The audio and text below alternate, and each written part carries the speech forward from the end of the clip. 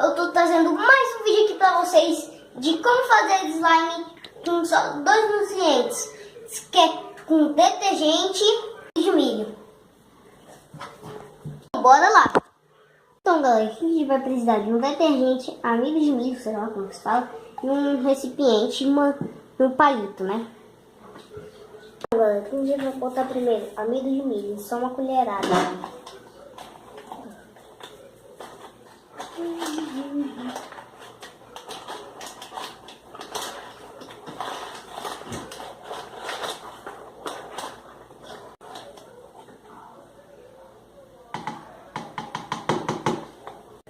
Então galera, já botei, né?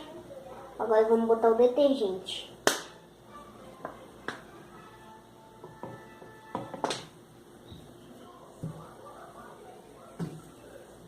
Eu já vou mexer.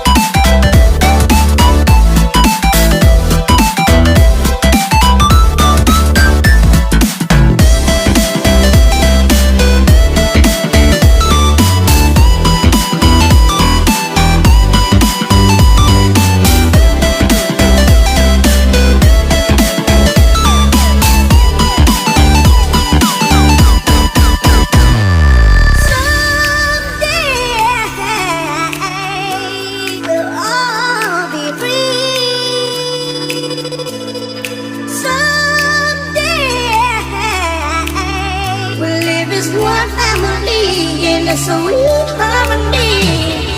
Someday we'll all be free. Someday.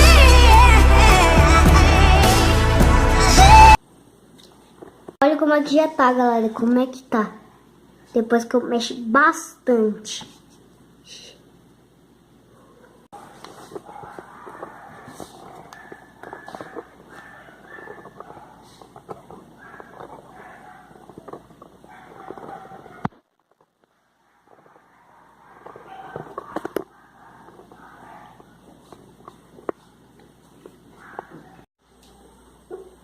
Já deixei cair no chão, mas ainda tem muito. Então galera, eu peguei aqui, né, na mão, mas ainda a minha mão tá suja, mas não se importem com isso, mas ela tá ficando muito boa.